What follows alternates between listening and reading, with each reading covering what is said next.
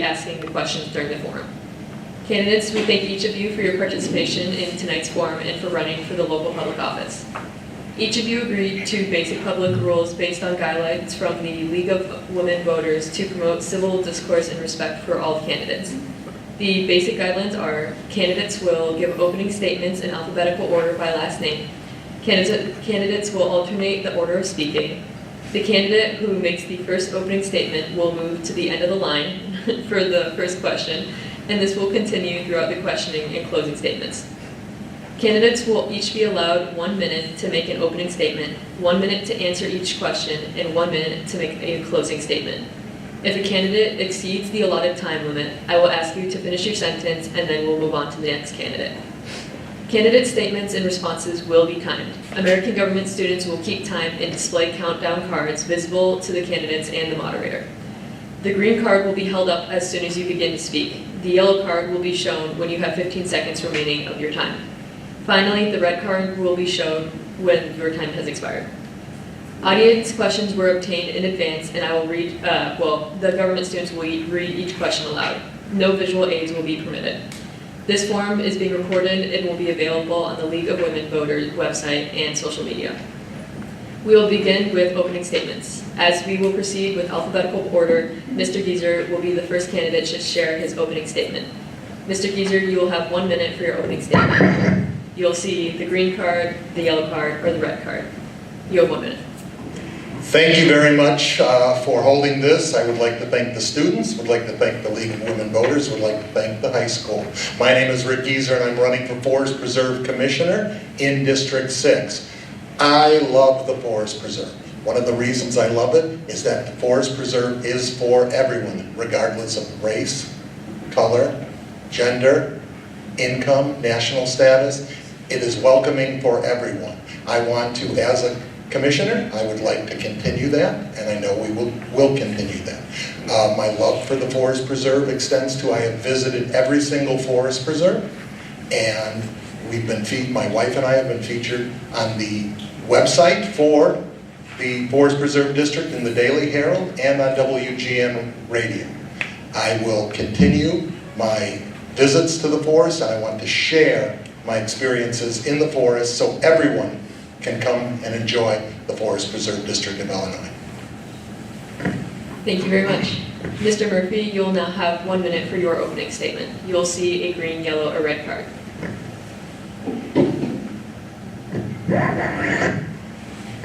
Good evening, everybody, and thank you for inviting us to attend and have a forum. I think it's one of the greatest activities that you as students can have. I am a second generation West Chicago graduate, as well as my children who are third generation West Chicago graduates. I am your current Forest Preserve Commissioner for DuPage County. I've been your commissioner for the last 10 years. During my tenure, I've done many great things for the district. We've added more acreage than any other district in the Forest Preserve system. We've stayed and remained open during COVID. We've also kept your taxes flat and lower over the last 10 years. The Forest Preserve offers many great things for all to enjoy. It's open for any race, color, creed, religious belief. It is a place you can go to relax, enjoy nature, and have a great time. Thank you. Thank you. And thank you both for your opening statements. We will now move on to the questions portion of the forum. Students in American government classes submitted these questions. After the question is read, you will each have 1 minute to respond. We will begin with responses with the last candidate who spoke. So Mr. Murphy, you will be the first one to respond to the first question. Hello, my name is Brianna Carrasco. I am a part of Ms. Clark's government class, and our question for you guys would be, what is your background knowledge and experience in the environment that will inform decisions made in this elected position? Hi, I grew up in the area and used the preserves extensively as I was growing up. One of the things I did in my younger years, we took a rafting trip and rafted all the way down the DuPage River to Plainfield, Illinois. had a great time, but it was also a good experience for me when I was a young high school kid, as well as raising my kids. My kids were Boy Scouts, we camped in the preserves exclusively, enjoyed nature, really utilized the preserves, and I really found an area that I like to govern and explore and preserve for you and future generations. One of the things about the Forest Preserve is it's there for you to enjoy as well as the future to enjoy, and it provides clean air, clean water, and a great place to go and relax and enjoy nature. Thank you. You have 1 minute. Thank you for the question. I think what you were asking was what is our experience with the environment, and one of the things that I have always been has been a lifelong learner, and I am involved with the Sierra Club, I'm involved with the DuPage County Organic Garden Club. I'm trying to learn more about the natural world. It's something my family and I have done forever. My son, who was a graduate of West Chicago High School, Community High School in 2018, is a bat biologist for the University of Illinois right now. And we would always take him to natural settings around the state, DuPage County and around the state and around the world, to find out more information about the flora, the fauna, and the natural world. And we tried to experience it and tried to gain additional information and things that we can bring to our local area. I've been a trustee in the village of Carroll Stream for 20 years, so I've been able to use that information to try to make effective changes in Carroll Stream. Thank you so much. Thank you both. We will now move on to our next person asking questions, and once again, you'll have 1 minute each. Hi, my name is Stephanie, and I'm from Ms. Falfe's government class, 0 hour. My question to you is, given the current economic climate, why should people be willing to increase taxes for the forest preserve when things appear to be fine as they are? Well, I think the board, and I think Commissioner Murphy can discuss this as well, but I think it was a wise decision to give the residents of the county the decision to vote for it. But I also believe that will be a good thing to benefit future generations if the referendum is passed. If the referendum is passed, it will allow the Forest Preserve to acquire additional land. It will allow the district to have the additional money so they can restore additional acreage. The restoration costs have increased exponentially over the last 20 years. And so to get the job done, to make sure it is environmentally, good environmental quality, we need to have that additional money. So I'm hoping our residents see the benefit to future generations with passing this referendum.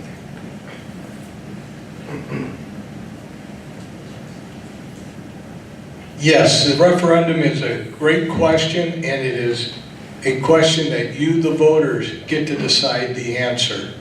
And when I say that, it is your preserves, your money, your future generations' use of it.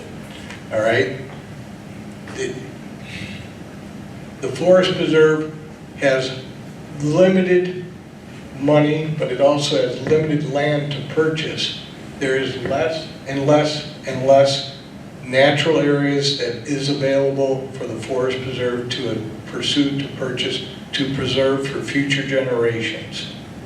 We need to take steps to ensure that the Forest Preserve is not only able to acquire the land, but to maintain it, and maintain it with activities, education, recreation, as well as conservation. The Forest Preserve has a 90-10 rule, 90% preservation, 10% recreation. Thank you. Thank you.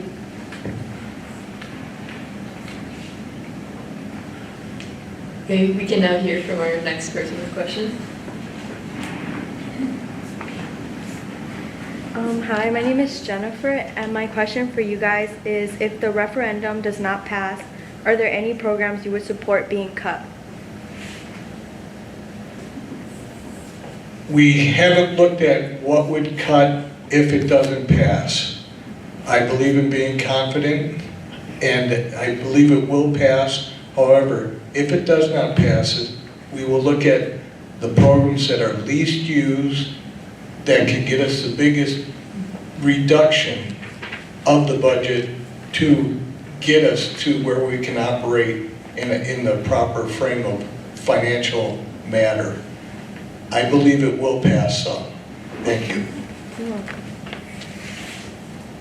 If it does not pass, there will be difficult decisions to be made by the Board of Commissioners. One of the things would be, there would be less restoration. There would be less where the naturalists, the scientists that are doing the day-to-day work in the Forest Preserve District would not be able to get and do the work to make the area pristine like it should be. I was talking with somebody the other day who does a number of pieces of work with the Fermilab and their prairie, and they were telling me that if we allow things to continue the way they are going, we will not have oak trees because of all the invasive species taking over and competing for the resources. So we need to, the Forest Preserve District needs to do everything they can with science in mind to combat that and make sure we return our woodlands, water streams, and prairies into their native condition. Thank you. Next student.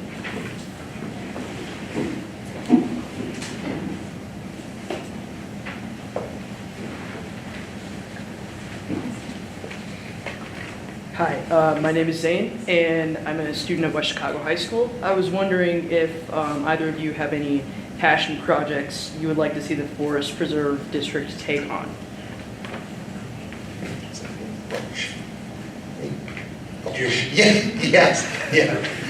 I would love to see additional trails, but we're all going to say that. That's like the sexy thing in forest preserves, because we all want to get into the forest and experience nature as close as we can. So yes, I want to see additional trails, including, I'd love to see that, and they're beginning work right now, I would love to see the river trail that will include a bridge over Roosevelt Road completed, that would connect West DuPage Woods with Blackwell and connect to the various regional paths. I also want to make sure we have the leadership, the scientific leadership, to continue doing the things we can to propagate endangered species. The district is already doing great work with the Blanding's turtles, with the emerald dragonfly, as well as native mussels. So I want to make sure we continue to do those things. Can you repeat the question? Yeah, are there any passion projects you would like to see the Forest Preserve District take on? Sure. There's 2 bridges, a dog park, several dog parks that need water, and as well as preserving the endangered species. One of the things that I came and brought to the board was we needed a trail connection of the bridge going over the DuPage River and Roosevelt Road, which is a difficult crossing. And I said, why not? They were looking at doing 2 different bridges at the time, and I said, why not do one and do it diagonally over the river and Roosevelt Road at the same time? And they said, that's a great idea. And we've explored it, we've got the funding for it, we're just waiting for one piece of property to be acquired. Second bridge is the Senecal Bridge in Warrenville. It needs to be repaired and replaced. Dog parks don't have water, running water to them, and I want to see that occur. And those are the 3 big projects that I want to see done within the next 4 years. But we also need to continue the projects that we have for the endangered species. Thank you. Thank you, candidates, for your answers to all the questions. We will now begin the closing statements. You will each have 1 minute to share your closing statement. We'll begin with Mr. Rafiq. Once again, I want to thank you for allowing us to be here today. The government class is a great class where you need to learn about voting, government, and being active in your communities. The Forest Preserve is there forever. It's there to protect and pass on to yours, your kids, your grandkids, their grandkids, future generations. The Forest Preserve is not only there for future generations, it's there for us today. And when I say that, it takes all the dirty carbon monoxide air, cleans it, purifies it through photosynthesis, and provides us clean oxygen for us to breathe every day. A lot of people take the air we breathe for granted. The second thing it does is it purifies the water. You've got wetlands that purify the water, percolate down into the soil, into the water table, and provides clean water not only for us, but for the habitat of animals, flora, the fauna, all the good things in life. Thank you. Thank you very much to the students. Your questions were outstanding. Thank you to the League of Women Voters. Thank you for the leadership at the high school for allowing such a program to take place. As I said, my name is Rick Gieser, and I am running for this position because I love the Forest Preserve. One of the great things about the Forest Preserve is that it's a bit of a time machine, if you think about it. It's a time machine into the past. We can take a look at a piece of property, and we can get an idea what what the native people saw and what the pioneers saw as they traversed across the county. The Forest Preserve District gets to share the natural as well as the cultural history of the county, and it shares it for generations and generations and generations. I want to be part of that and leading it into the future. I want to be part of that because I believe we can do a better job of leading with science the Forest Preserve District of DuPage County. Thank you very much. Thank you, and thank you all for participating in our candidate forum. To those watching, we hope you mark your calendars to vote on or before Tuesday, November 5th in the general election. Remember, democracy is not a spectator sport. Thank you, guys. Yeah.